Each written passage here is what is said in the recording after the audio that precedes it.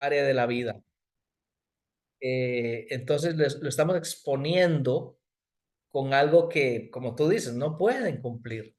Ninguno de nosotros puede sin la obra del Espíritu de Dios. Entonces ese puede ser el canal que lleve a la persona a ver su condición como pecadora y su necesidad de Cristo, su necesidad del Evangelio. Entonces a mí me parece que es algo correcto que se debe hacer. Bueno, igual, aprovecho para abrir la conversación. Si alguien tiene una opinión diferente o algo que agregar, es bueno, ¿no? Escucharnos y si tú quieres expresar más específicamente el caso, Ani, adelante, ¿no? Igual nos ayuda a entender mejor la situación. Eh, bueno, era nada más en general porque ha habido varios momentos en los que he tratado de hacerlo de esa forma, sabiendo que no se va a comprender del todo, pero simplemente, pues, como se ha prestado el momento, lo he comentado. Sí, sembrar la palabra siempre tiene, creo yo, un resultado positivo, cualquiera que sea la verdad que uno esté compartiendo. Puede ser, repito, el puente para llevar después al Evangelio, ¿no? Que es nuestra meta, pero me parece bien. A mí, me ha tocado enfrentar esa situación que planteó la hermana Anita. Este, Sobre todo que nos ha tocado en algunos casos restaurar matrimonios y se han convertido. Algunos, tienen la idea de yo quiero que se componga el otro y yo estoy bien. Pero sí nos ha dado la oportunidad no de suavizar el evangelio, sino, ahora sí, confrontarlos, con la palabra. Esta semana tuvimos nosotros, mi esposa y yo, este, otra hermana nos recomendó a su compañera de trabajo y tenía problemas con su pareja. Entonces, sí, nos entrevistamos con ella de manera informal, pero ahí descubrimos que ella ella, es cristiana, junto con su esposo. Ellos asistieron primeramente, al programa de cuarto y quinto paso de alcohólicos, y de ahí la madrina los llevó a una iglesia cristiana para que se congregaran. Pero nuestra sorpresa fue de que pues no sabíamos los antecedentes. Y es muy triste, hermano, cuando empiezan a referir que el consejo, porque la pregunta obligada, bueno, si asistes a una iglesia, pues ya platicaste con tu pastor, porque pues es necesario que tú hables con tu pastor. Y entonces nos empieza a expresar todo lo contrario, que ya son señales, que Dios le está hablando, que deje a su marido. Y esos consejos, pues sí, con lo que estamos leyendo de Marcos, pues sí me hizo comprender que sí es una gran responsabilidad el hecho de ser objetivos en usar la palabra. Entonces Ujú. ya no hubo ningún impedimento y le empecé a llevar el pasaje, maldito el hombre que confía en el hombre, es mejor obedecer a Dios que a los hombres. Y luego la llevé a Corintios, a donde una cristiana, cómo debe de ser con respecto a los problemas que hay dentro del matrimonio. Y sí se quedó sorprendida y nos pidió que le ayudáramos. Mm, Y al final nos citó en un parque y al final nos pidió llevarla a su casa. Y pues nos confió algunas cuestiones muy íntimas. El hecho de que sí asistían a la iglesia, pero ya llevaban tiempo durmiendo separados.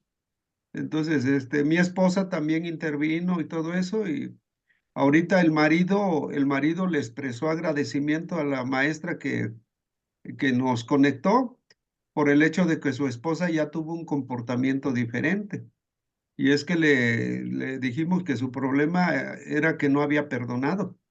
mm, Entonces, sí, se encuentra uno con cuestiones pero sí, hermano, aunque duela, y esto a raíz de que a mí me llamó mucho la atención, la expresión de Jesús tan severa, tan drástica ahí cuando dice, quítate delante de mí, Satanás, que le dije a Pedro. Entonces yo lo dije que así, cuando nosotros no aplicamos la palabra, somos de esa, pues creo que es claro que hay que Mm. pensar como Dios piensa, no como nosotros pensamos. Y sí, Claro, es muy interesante que la gente se asombre de que haya algunas personas que tomamos en serio la palabra de Dios.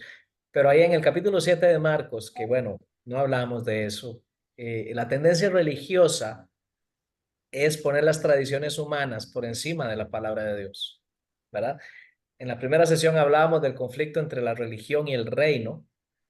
Y una de las características de la religión es eso. En el capítulo 7 se acuerdan eso de que los discípulos querían comer sin todo el ritual purificador importante para los líderes religiosos judíos y Jesús se enoja y comienza a mostrar esa falla terrible, ¿no? De poner las tradiciones humanas por encima de la palabra de Dios. Pero así es nuestra labor, poner en alto la palabra, ¿no? Por encima de todo. el Gracias. riesgo, el riesgo, perdón, hermano, el riesgo es que pues tuvimos que hacer la diferencia en lo que es predicar la verdad y lo que es matizar la verdad. Mm, Y pues sí, tiene uno que llegar a ese grado de aclarar las cosas. así Sí. es. Bueno, solo para los que conectaron un poco después, bienvenidos. Estamos dando oportunidad a sus preguntas, porque ustedes traen preguntas, espero que las hayan escrito esta semana. Realmente, hermanos, es la mejor forma de sacarle provecho a este tiempo. Si ustedes traen preguntas y como Ani tiene varias, ya hizo la primera, entonces le voy a dar oportunidad que haga otra antes de abrir si alguien tiene alguna otra más preguntas. Ani. Sí, la pregunta está en Marcos 19, que es el Ani, pasaje. no te escuché bien. Ah, ¿Puedes ok. repetir lo que dijiste? Está Marcos 9:29. Ok, excelente. Eh, y es en el pasaje donde Jesús y sus discípulos, algunos de sus discípulos bajan del monte y hay un muchacho que está endemoniado y su papá le pide ayuda a Jesús. Al final de ese pasaje, Jesús dice que esa clase de demonios solo puede salir con oración y ayuda. Reina Valera bueno, las oraciones y prácticamente en Reina Valera es donde viene oración, pero en otras versiones en que solamente dice oración. Y esa, no sé si es un tipo de pregunta o cuestión o duda. Ujú. Sí, gracias por la pregunta, Ani. Esto es lo que se llama crítica textual, hermanos. Ustedes saben que el Nuevo Testamento se escribió en griego y se han hecho muchas traducciones diferentes a nuestro idioma, al español. Cuando Casiodoro de Reina tradujo la Biblia al español por primera vez, ¿verdad? Ustedes saben eso. La primera traducción que hubo al español la hizo este hombre, Casiodoro de Reina, sevillano. Por cierto, aquí yo estoy cerca de Sevilla, donde él estaba. Él usó los manuscritos griegos que él tenía a su disposición, ¿ok? Y eso fue en el año 1560 y algo, no me acuerdo exactamente bien, pero conforme fue pasando el tiempo, descubrieron mejores manuscritos. Con mejores me refiero a más cercanos al original, ¿ok? Los mejores manuscritos, hermanos, son los más cercanos al tiempo de los apóstoles. Cuanto más antiguo un manuscrito, mejor. Obviamente, ¿no? Se acerca más al original. Entonces, la labor de los que hacen crítica textual es tratar de averiguar eso. ¿Cuáles son los manuscritos más antiguos y que representan mejor lo que escribieron originalmente los apóstoles? Y en este caso, creo que no hay duda de que la mejor traducción es la que omite la palabra ayuno. Es la mejor. Ayuno fue un añadido posterior. Los escribas, los que se encargaban de copiar los manuscritos antiguos, a veces hacían ese tipo de cosas. hacían correcciones o añadían cosas. Y esta persona que hizo eso, que añadió ayuno, posiblemente lo hizo por su propia perspectiva de la espiritualidad. Posiblemente pensaba acerca del ayuno como mucha gente piensa hoy. No sé su teología del ayuno, la de cada uno de ustedes, pero mucha gente percibe el ayuno como una forma de obtener poder espiritual. Posiblemente esta persona creía eso, pero lo que Jesús dijo es que ese género no podía salir con nada, sino con oración. Punto. ¿Verdad? Y la mayoría de traducciones más recientes están apoyadas en esos manuscritos más antiguos, que repito, Casiodoro de Reina no tuvo acceso a ellos. Él hizo lo que pudo en su tiempo, ¿no? Sí,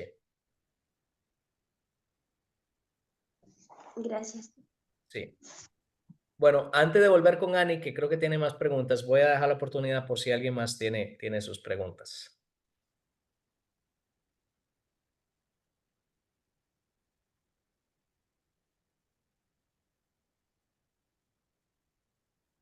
Y si nadie tiene, Ani, tú pregunta, tú adelante.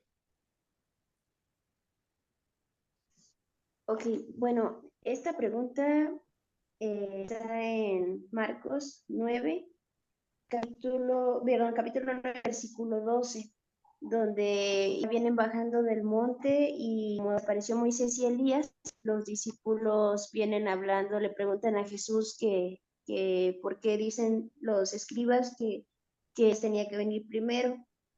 Y, y luego en el versículo 13 dice, pero os digo, Elías ya vino y le hicieron todo lo que quisieron, como esto de él. Entonces ahí me quedó, bueno, traté de hacer memoria en el Antiguo Testamento, si en algún pasaje yo logré, cuando pasé por ahí, logré comprender que se estaba hablando de, pues, en el Bautista, porque aquí no está hablando de que se dijo que iba a venir, sino de que se dijo lo que le iban a hacer. Entonces yo no pude ver alguno y no sé si ustedes tienen alguno. Aquí en mi Biblia no me manda ninguna herencia, entonces no sé dónde se escribió acerca de Juan el Bautista lo que iba a padecer. Mm, es una muy buena pregunta. Ahí no Entonces, sé si... perdón. no, adelante, adelante, Jochito. Bueno, eso de Elías, yo nada más recuerdo lo de Malaquías. Malaquías 4 o 5, bueno, que también creo que lo estudiamos ahí, decía que os envío al profeta Elías antes que venga el día de Jehová grande y terrible. No sé si esté unido ahí eso. Ujú, sí, claro. Creo que, a ver, Ani, para entender, tu pregunta no es quién es ese Elías, ya tú eso lo tienes claro, ¿no? Ajá, sino que aquí dice, estaba escrito de él, de cómo iba a aparecer, dice en el 13, pero os digo que Elías ya vino y le hicieron todo lo que quisieron, como está escrito de él. Yo Ujú, relaciono eso de le hicieron todo lo que quisieron con el, como está escrito de él, que hay por ahí en el Antiguo Testamento alguna profecía de que también Elías o Juan el Bautista iban lo iban a matar o así, ¿no? Y pues ujú, me imagino que debe haber alguna, porque hay tantas profecías en el Antiguo Testamento que no están tan claras o no tan literales. ok, sí. Es difícil entender esto. La verdad es que sí, no hay ninguna profecía específica que hable acerca de los sufrimientos de Juan el Bautista, porque pues, claramente aquí Jesús está hablando de Juan el Bautista. Basta con comparar el pasaje paralelo en Mateo. Es evidente que Jesús se refiere a Juan el Bautista, pero no hay en el Antiguo Testamento una profecía específica acerca de la decapitación de Juan, por ejemplo, por Herodes. Lo que pasa es que las figuras de Elías y Juan están tan cercanamente relacionadas que lo que Jesús está diciendo, lo que el Antiguo Testamento dice que padeció Juan el Bautista, llegó a su clímax, perdón, estoy confundido. Lo que el Antiguo Testamento dice que sufrió Elías, el profeta Elías, la persecución por Jezabel y todo esto, ¿no? Ujú. Llegó a su clímax en el caso de Juan el Bautista, ¿verdad? Hay algo en la interpretación de la Biblia que se llaman tipos y antitipos. Un tipo es una persona o es un evento o es una institución en el Antiguo Testamento que apunta a algo mayor en el Nuevo Testamento, ¿verdad? Jesús está diciendo, lo que pasó con Elías, el tipo, en el Antiguo Testamento, se cumplió en su grado máximo en Juan el Bautista, que es el antitipo en el Nuevo Testamento. Pero estos dos personajes, desde la perspectiva de Jesús, están tan estrechamente vinculados que es como si fueran uno solo. Podemos decir lo que le pasó a Elías es lo mismo que le pasó a Juan, pero en grado mayor. Okay. Y es más, quiero decirles algo, hermanos. Jesús está diciendo aquí, de alguna manera es lo que todo discípulo debería esperar. Esto se da en el contexto del discipulado. ¿Saben? Creo que ya lo había yo mencionado la semana pasada. Siempre hay que tener en mente de qué se trata Marcos. El tema de Marcos es quién es Jesús, su persona y su obra. La primera mitad, la persona de Jesús. Eso ya pasamos. La pregunta sobre quién es Jesús ya se respondió. La respondió Pedro, ahí en capítulo 8, ¿verdad? Es el Cristo. Ahora pasamos a la obra de Jesús. Él comienza por primera vez a decir lo que le va a pasar cuando lleguen a Jerusalén. Y el mismo que confesó quién es Jesús, como dijo Manuel, no lo puede aceptar, ¿verdad? Que su labor mesiánica sea morir, sea sufrir.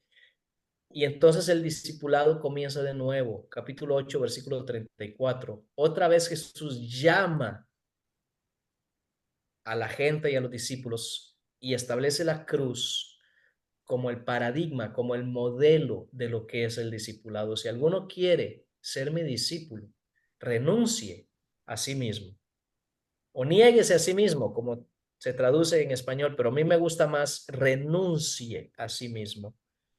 Tome su cruz y sígame. Si alguno quiere salvar su vida, la perderá, y el que quiera salvar, y el que pierda su vida por causa de mí y del evangelio la salvará. Luego suben al monte de la transfiguración y después viene este pasaje que menciona Ani. Pero todo eso se da en el contexto de lo que significa seguir a Jesús. Y Jesús está diciendo, lo que me va a pasar a mí, lo que le pasó a Juan el Bautista, de alguna manera es el modelo de discipulado. Y todos deben estar preparados para sufrir, porque el discipulado se trata de sufrir también. ¿Ok? Tiene que ver con esto. Sí. Bueno, algo más, hermanos. ¿Alguna otra pregunta o dejamos que siga la plática entre Ani y yo? Hagan preguntas a los demás también.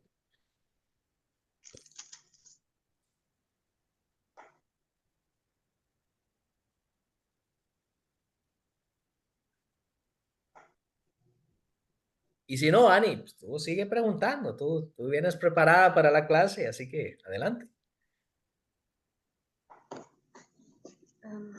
Voy a buscar, es que hice las tasas aquí en la misma Biblia, le puse,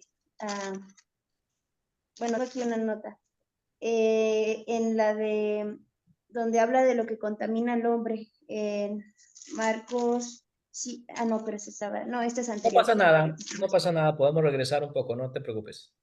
Ok, en donde contamina al hombre, de los versículos 15 al versículo 23.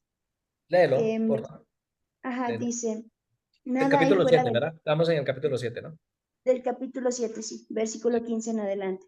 Nada hay fuera del hombre que entre en él que le pueda contaminar, pero lo que sale de él, eso es lo que contamina al hombre.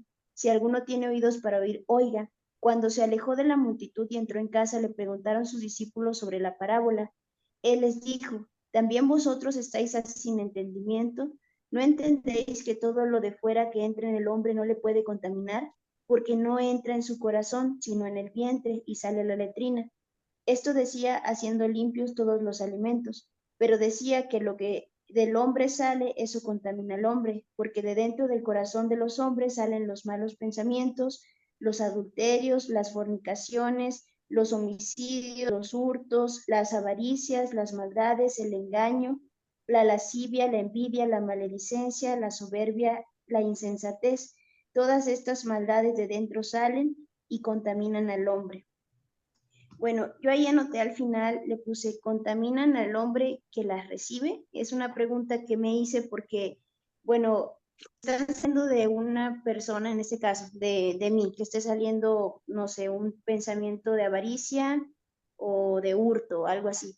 Entonces, contamina mi vida porque es algo que voy a cometer que está mal, pero también contamina a los demás, ¿no? O sea, también aquí donde se refiere que esto contamina al hombre, todos estos pecados los cometemos hacia otras personas, o sea, no se cometen hacia uno mismo, sino que si pensamos, no sé, en un homicidio, en un hurto, en la lascivia incluso, lo vamos a hacer en contra de otros.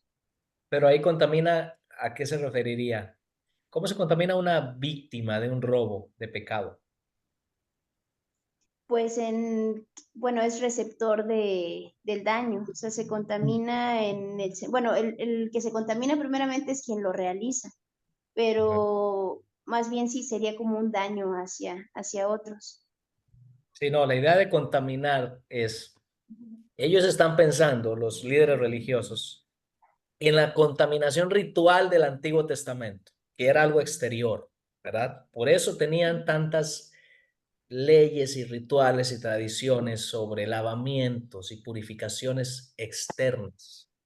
Lavarse las manos, hermano, en ese tiempo no era una cuestión de sanidad como ahora, ¿verdad? Ahora vemos a alguien comer sin lavarse las manos, también pensamos que está mal, pero por otras razones, ¿verdad? Te vas a enfermar. No, en ese tiempo era parte de la perspectiva religiosa, era una purificación religiosa.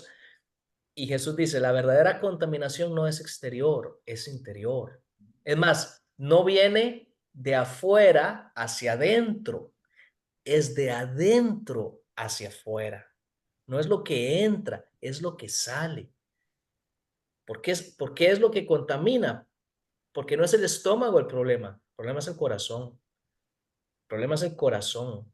Como podríamos pensar ahí en una que continuamente bombea. El corazón natural bombea sangre, pero el corazón espiritual bombea contaminación a la vida humana. El problema está en cada uno de nosotros. Entonces yo creo que la persona contaminada es la que realiza el pecado, porque es este tipo de contaminación que Jesús está mencionando aquí. Sí, Ok, gracias. sí. ¿Qué más, hermanos? ¿Algo más que quisieran que En comentemos? en el capítulo 9, del versículo 38 al 41, Leámoslo, hermano, aprovechemos. Cada dice vez que Juan le tenemos- respondió diciendo, Maestro, hemos visto a uno que en tu nombre echa de fuera demonios, pero él no nos sigue y se lo prohibimos porque no nos seguía. Pero Jesús dijo, no se lo prohibáis, porque ninguno hay que haga milagro en mi nombre que luego pueda decir mal de mí, porque el que no es contra nosotros, por nosotros es. Y cualquiera que os diere un vaso de agua en mi nombre, porque sois de Cristo, de cierto os digo que no perderá su recompensa. Pero Ujú, en el versículo 38 se repite dos veces seguir. ujú. Entonces, es acá un pasaje para atacar el sectarismo. Ah, ¿usted qué dice, hermano? Y para mí sí, hermano, para mí sí, Defina sectarismo, porque ayúdanos a entender esto. ¿Cómo definiría usted sectarismo? hace rato llevé a los jóvenes a que iban a hacer una visita y Ujú, llegaron otros dos jovencitos de otra iglesia y le ujú, digo, ¿por qué no se dejan ver? Sí, y de broma uno de ellos me dice, es que el pastor no nos deja que nos juntemos con ustedes.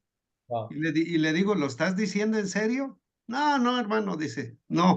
Lo que pasa que nosotros intentamos reunirnos allá en la otra iglesia, porque éramos 8 Ay, jóvenes, caray, pero es una iglesia que pertenece, a nosotros, a la iglesia madre. Es una extensión. Entonces, pues sí, en un principio me sorprendió la pregunta, pero la respuesta, pero no esa era la razón, sino simplemente ellos decidieron apartarse porque ya eran 8 jóvenes, 8 o 9 jóvenes, y ahora regresan porque ya disminuyeron, ahora son 4. Ujú. Entonces, pero sí, cuando uno escucha ese tipo de palabras, dice uno, bueno, entonces, la razón de ser es de que ya no te juntes con ellos. Mm, ¿Sí? Entonces, por eso uso esa palabra de sectarismo. Son aquellas personas, porque muchas veces dentro de nosotros, hermano, se da ese caso, tal vez por celo. Más adelante lo ilustra cuando uno debe de ser humilde, no debe de ser protagónico y eso. sí. Y sí es cierto, a veces uno comete el error indirectamente, pero sí se entiende como una persona que está apartando, ¿no? El rebaño es Ujú. uno, y la Iglesia Universal es una, ¿sí? Y es interesante, yo pienso, hermanos, todos nosotros tenemos en nuestro corazón un sectario en potencia. Yo creo que sí. Yo creo que cada uno de nosotros ah, tiene sus límites de hasta dónde y con quién sí me junto y con quién no, ¿verdad?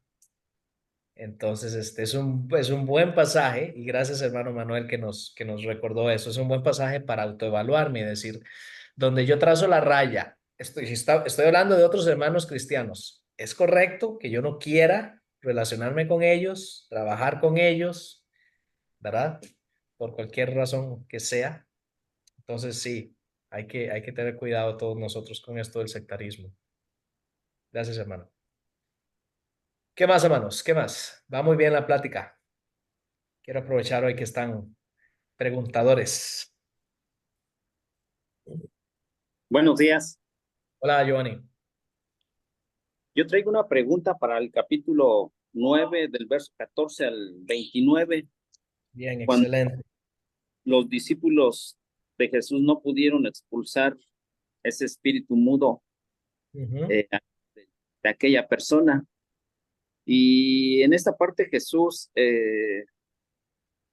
pienso que el tema es sobre la incredulidad, eh, pero lo que a mí me causó duda fue el verso 23 cuando Jesús le dijo, si puedes creer, al que cree todo le es posible. Y mi mente empezó a pensar, eh, pues en varias cosas, y una de ellas fue en que, eh, pues que si todo se trata de creer, en el caso que estamos platicando acerca del divorcio, mm, y ahorita estaba meditando, por ejemplo, en el caso eh, que estaba platicando el hermano de que por ahí una mujer se quería divorciar. Y, por ejemplo, estuve pensando entonces, si yo creo que tal vez como esposo de esta mujer, en que eso no se va a poder dar porque solo voy a decir, voy a querer que mi esposa no se va a divorciar de mí y por creer, tal vez lo que aquí, si puedes creer, al que cree todo le es posible, eso puede suceder, que ese divorcio ya no se pueda dar. mm. ¿Tú qué piensas, hermano? Híjoles, pues es esta parte donde a mí me puso a pensar mucho, porque por ejemplo, yo aquí tengo una nota que saqué de esta parte y dice que la incredulidad solo sale a fuerza de oración.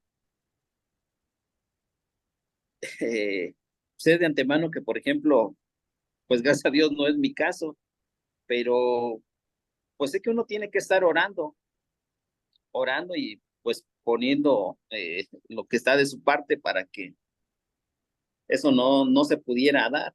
No sé, esa es mi pregunta. Excelente pregunta, Giovanni. Gracias. Qué bueno que nos trajiste de vuelta este pasaje porque pensé que no lo iban a preguntar, hermanos. Pensé que no iban a ser curiosos. Cuando estábamos en el capítulo 6, habíamos hablado de un enemigo invencible para Jesús. ¿Se acuerdan?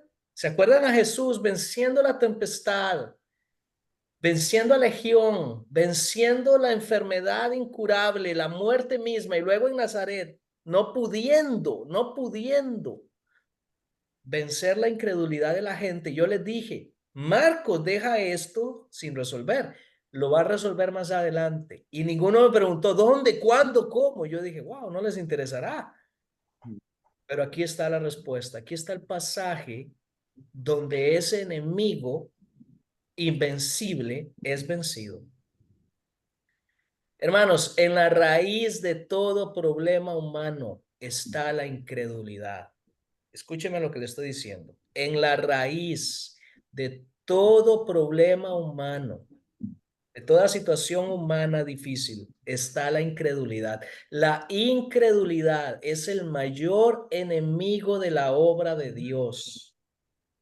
¿Ok? Y aquí ese espíritu, ¿qué es lo que es? Yo creo que hay un demonio de incredulidad, lo creo, ¿sí? Yo creo que aquí donde yo estoy, hermanos, hay un espíritu de incredulidad en la gente, que se manifiesta en algunos en ateísmo y en otros en islamismo, pero es lo mismo. En este país donde yo estoy, hermanos, la gente no quiere creer y no ha querido por 500 años.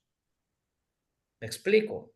Aquí hay un espíritu de incredulidad y está en la raíz de toda problemática humana. Y como dijo Giovanni, la única fuerza que puede vencer la incredulidad es la oración. No hay otra. Ese espíritu solo puede salir a fuerza de oración. Y alaba a Dios que no dice ayuno, como ya hablamos, porque no me gusta ayunar. Solo estoy siendo sincero. Pero orar es algo que sí puedo hacer, ¿verdad? Y quiero hacer. Entonces, volviendo a la aplicación que quiere hacer Giovanni con el tema del divorcio. No, no es nada más creer, Giovanni. Es un creer que lleva ¿a qué, hermanos? Dijimos que en Marcos la fe, ¿qué es? ¿Se La fe acuerdan? se puede a través de las acciones. Es un creer que lleva a la acción. Si no hay acción, no hay fe. ¿Okay? Si tú no haces algo por restaurar tu matrimonio, no hay fe ahí.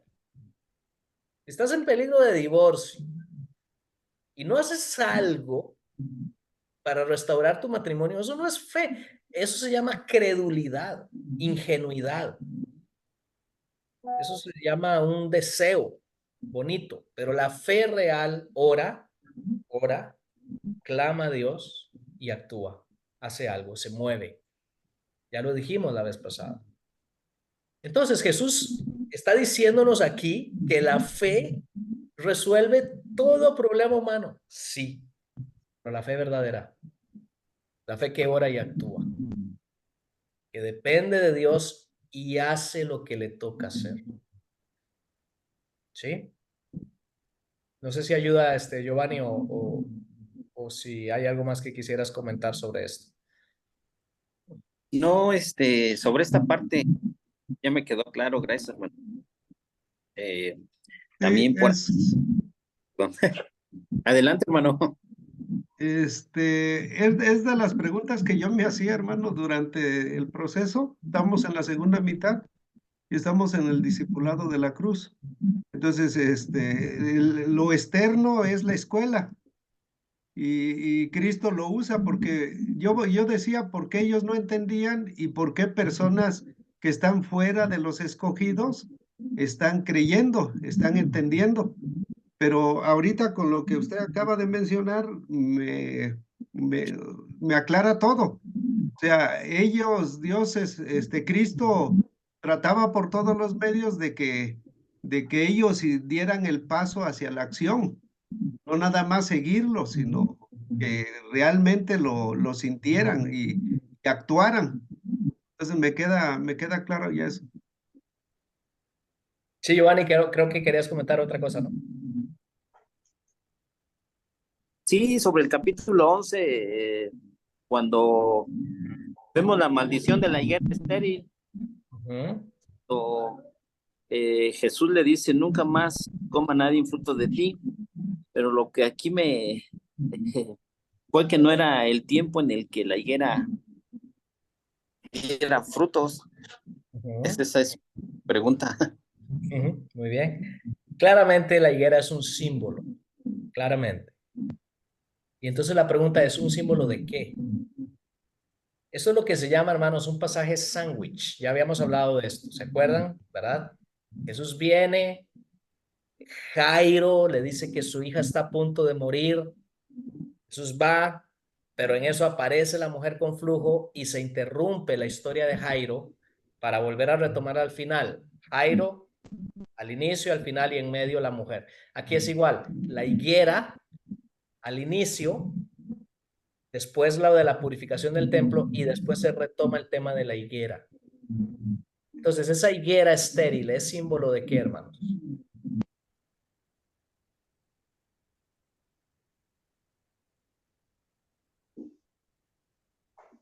¿Qué hay en medio de lo de la higuera? Lo del templo.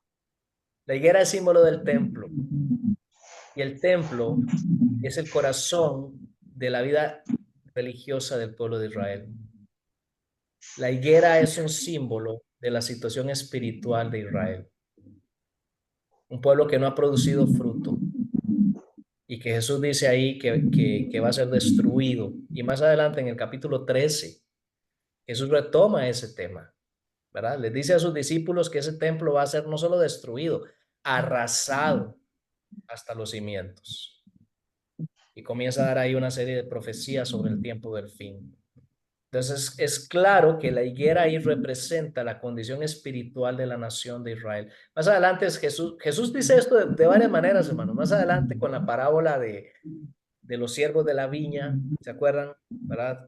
Un hombre tenía una viña, la arrenda a unos labradores que lo que hacen es asesinar a sus siervos y finalmente al hijo. ¿Qué va a hacer al final el hombre con ellos? Los va a destruir. Lo mismo, es lo mismo. Jesús está diciendo aquí, la condición espiritual de esa nación religiosa es tan estéril que lo que queda por delante es simplemente la destrucción. Eso pasó, hermanos, literalmente en el año 70 después de Cristo. El emperador, el general romano Tito vino y destruyó completamente la ciudad de Jerusalén y el templo. Ese templo no ha vuelto a ser reconstruido nunca, nunca, desde esa fecha hasta el presente. ¿Sí?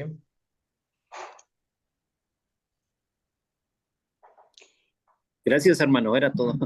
Sí. Quisiera yo hablar del discipulado a menos que haya alguna otra pregunta. Yo tengo otra pregunta. Es en Marcos capítulo 9, cuando del versículo 33 al versículo 37, cuando Jesús toma a un niño, lo pone en medio y da la enseñanza. Por la duda ahí, si esa parte de quien recibe a un niño en mi nombre, a mí me recibe, si está hablando literalmente de niño. Yo sé que le estaba enseñando acerca de la humildad y que deben servirse unos a otros, pero por ejemplo, pues toma un niño y tiene al niño enfrente y empieza a hablar acerca de eso, teniendo al niño. Por eso mi duda era si realmente se estaba refiriendo a cuando uno recibe a un niño para instruirlo, educarlo, no sé si está hablando como de la adopción, ese tipo de cosas, pero eso era, ¿es literal o si es más, es muy simbólico? Tu opinión, primero, Ani. Pues yo creo que sí es literal y razón por la que pienso esto es porque, por ejemplo, en el Evangelio de Mateo sí vemos que cuando dice Cristo se refiere a los hermanos en la fe, se refiere a los creyentes, pero aquí no veo tanto eso, o sea, sí veo en algunas partes, pero no como muy marcado que se esté refiriendo siempre a los creyentes. Y como realmente tomó a un niño y tenía un niño ahí en medio, yo pienso que sí se refiere a tomar un niño y ser pues su cuidador, su instructor, etcétera. Absoluta y Pero no sé. totalmente de acuerdo contigo. Es tan literal. Más adelante Jesús lo ejemplifica. Es tan literal que en el capítulo 10, versículos 14 y 15, lo hace. Traen unos niños para que los bendigan, los discípulos reprenden a la gente y Jesús dice, dejen que los niños vengan a mí. Hermano, los niños son importantes para Dios y para nosotros son una escuela de humildad. Esto es literal, en mi opinión, es literal. Que recibe a un niño, recibe a Dios. Wow, eso es fuerte. Eso es fuerte. Sí. Excelentes preguntas hoy, hermanos. Qué bonito, ¿eh? La próxima semana quiero esto y más todavía. por favor, cerremos con broche de oro con sus preguntas. Es la última sesión. Pero hoy voy a tomar yo los últimos minutos para hablar del discipulado. Porque si hay algo que necesitamos entender, es esto del discipulado. ¿Qué significa seguir a Jesús para personas como nosotros? Yo creo que cada uno de nosotros ya estamos en esta etapa del discipulado. El discipulado es un proceso, se ve muy claro en el Evangelio de Marcos. Tiene etapas el discipulado. ¿Okay? Y aquí, hermanos, lo que Manuel llamó, y me gusta la frase, el discipulado de la cruz, es la etapa en la que estamos todos nosotros. Capítulo 8, versículo 34, ahí comienza el tema. Quiero que noten que el discipulado es un conflicto de ambiciones. Voy a explicar. Capítulo 8, versículo 34. Y llamando a la multitud y a sus discípulos les dijo, si alguno quiere venir en pos de mí, niéguese a sí mismo, tome su cruz y sígame. Porque el que quiera, repetición de ¿cuál verbo? Salvar. En el 34 y 35, ¿cuál es el verbo repetido? Mm, Sígame. Seguir. No Verbo aparece en seguir. no aparece en el 35. ¿Cuál es el verbo que aparece en el 34 y 35?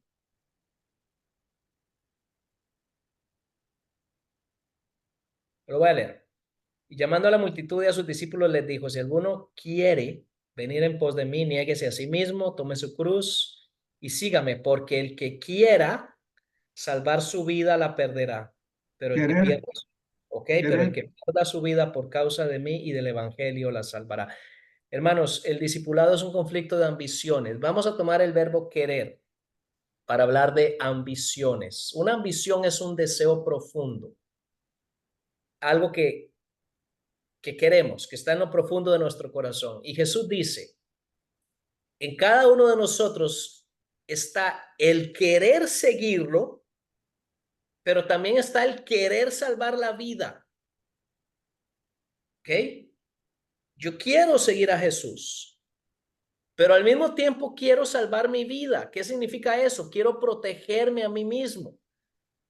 Y el problema es que esos dos deseos chocan, están en conflicto, porque si yo quiero seguir a Jesús, tengo que sacrificarme a mí mismo, renunciar a mí mismo, negarme a mí mismo.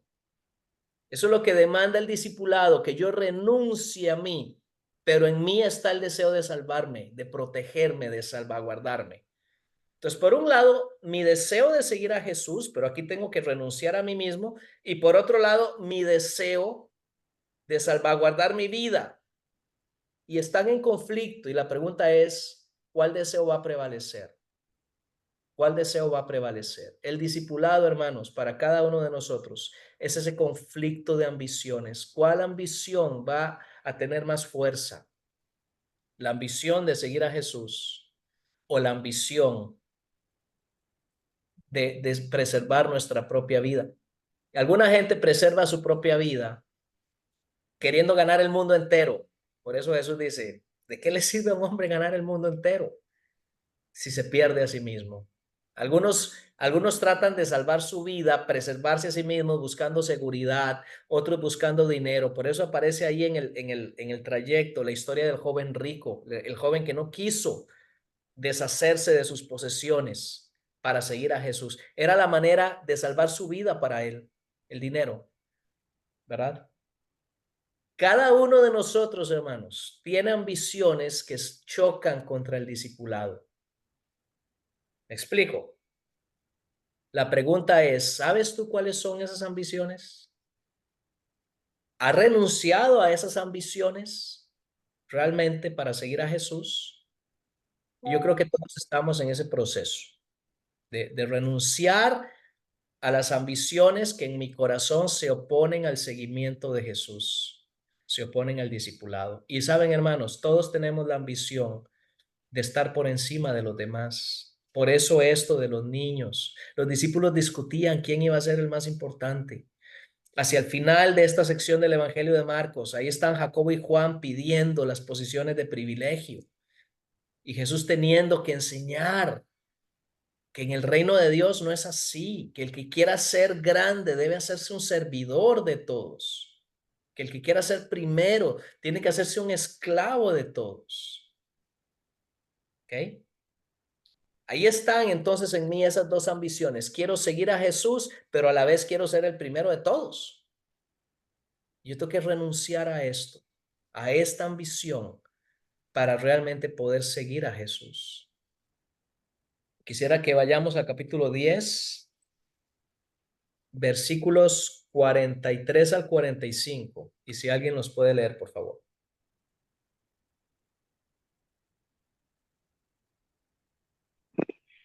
Dice, pero no será así entre vosotros, sino que el que quieras, no sé si se escuche. Sí. ¿Sí? Okay. Pero no será así entre vosotros, sino que quiera hacerse grande entre vosotros será vuestro servidor, y el que de vosotros quiera ser el primero será siervo de todos, porque el Hijo del Hombre no vino para ser servido, sino para servir y dar su vida en rescate por muchos. Ahí está el Evangelio en Marcos. Ahí está Jesús diciendo de qué se trata su venida. Dar su vida en rescate, lo que llamamos la redención, la liberación del pecado, la liberación de la esclavitud al pecado. Pero también ahí está la esencia del discipulado, hermanos. La esencia del discipulado es renunciar a mí mismo, como lo hizo Jesús, entregándome en una vida de servir y de dar. Esa es la esencia del discipulado. ¿Cómo puedo yo renunciar a mis ambiciones? Tengo que aprender a servir, tengo que aprender a dar. Porque generalmente esas ambiciones toman la forma de mi seguridad económica o de mi posición sobre otros. Y el seguimiento de Jesús, el discipulado radical, el discipulado de la cruz, para mí consiste en estas dos cosas: vivir para servir y vivir para dar. Cuanto yo más viva para servir y más viva para dar, más estoy viviendo lo que es realmente el discipulado. Pero nadie puede hacer eso sin haber experimentado primero la redención. El Hijo del Hombre entregando su vida por mí para hacerme libre de lo que me impide ser su seguidor. ¿Cómo puedo yo entonces evaluar qué tan radical es mi discipulado? Dos preguntas. ¿Estoy viviendo para servir a los demás o estoy buscando que los demás me sirvan? ¿Vivo para dar, económicamente hablando, o vivo más bien para recibir? Bueno, no sé qué opinan sobre esto, si alguien quiere comentar antes de que terminemos orando.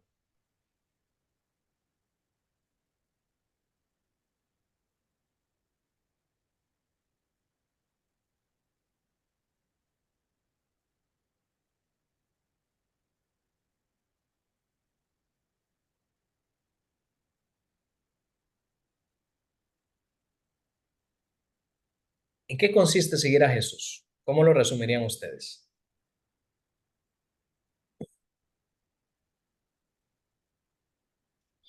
En entregarse completamente al servicio de los demás.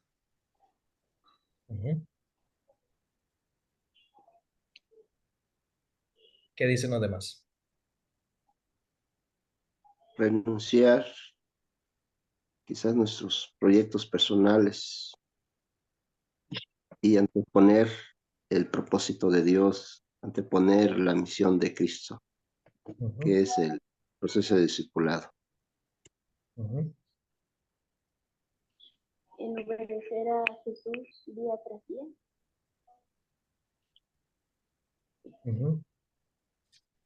Sí. Todo eso que han dicho, hermanos. Y en este caso, creo yo, se resume vivir para servir, vivir para dar. Vivir como Jesús vivió. No vino para ser servido, sino para servir y para dar su vida. Cuanto más yo viva así, más estoy siguiendo a Jesús. Entonces vamos a orar que Dios nos ayude a llevar esa clase de vida. Voy a dejar el tiempo por si alguien quiere orar por nosotros. Que Dios nos ayude a ser discípulos de esa clase. Quien quisiera. Perdón, quiero decir algo. Está en mi corazón antes que oremos, porque se mencionó varias veces aquí en la conversación el tema del matrimonio. Hermanos, ¿se dieron cuenta que el matrimonio es parte de esta clase de discipulado? La unidad indivisible del matrimonio. Para un discípulo está prohibido el divorcio. Ojo, para un discípulo está prohibido el divorcio. Quiero que sepan eso.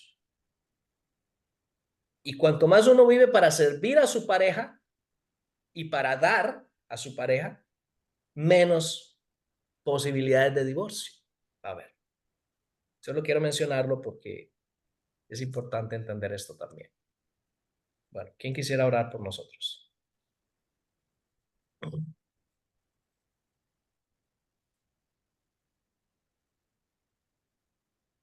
Señor Padre Celestial, Dios y Señor eterno, te damos gracias, Señor, por la vida, Señor, igualmente por el alimento espiritual, Señor, que nos confronta, Señor, pero a la vez, Señor, también nos da la oportunidad, Señor, de hacer ajustes, Señor, a nuestra manera de servir, Señor. Te doy muchas gracias, Señor, por los que estamos participando de este taller, Señor. Gracias por la bendición que nos das de usar a nuestro hermano Mauricio como un instrumento, Señor, al cual tú has escogido, de manera de que él pueda reproducirse no nada más en nosotros, Señor, sino en más discípulos, Señor, que tú has escogido, Señor. Gracias por esta bendición inmerecida que tú nos das. Te rogamos, Señor, que nos sigas fortaleciendo y que nos sigas dando sabiduría, Señor, para poder servirte, Señor. Igualmente, Señor, te suplicamos que bendigas a toda nuestra familia espiritual, sobre todo, Señor, a todos aquellos, Señor, que se están ministrando tu palabra, Señor. También te rogamos, Señor, que tú les permitas siempre sentir en su corazón ese deseo de hacer conforme a tu voluntad, Señor. Gracias te damos por esta oportunidad que nos diste, Señor, de estar juntos. Igualmente, Señor, te suplicamos, Señor, que al estar en tus benditas manos, Señor, tú también produzcas en nosotros el querer como el hacer, Señor, para poder terminar con bien, Señor, este análisis, Señor, del Evangelio según San Marcos, Señor. Te damos gracias, Señor, y te pedimos tu bendición, Señor, en el nombre de Cristo Jesús. Amén. Bien, gracias, hermanos. La próxima semana la última clase y por favor traigan preguntas. Es más bonito así, me encanta, como hoy. Sus preguntas enriquecen mucho la clase, entonces traigan sus preguntas, son muy buenas. Y si Dios quiere, la próxima semana nos vemos de nuevo a la misma hora y por el mismo canal. Que la pasen muy bien, hermanos. Bendiciones para todos. Igualmente, hermano. Dios los Dios bendiga. Gracias.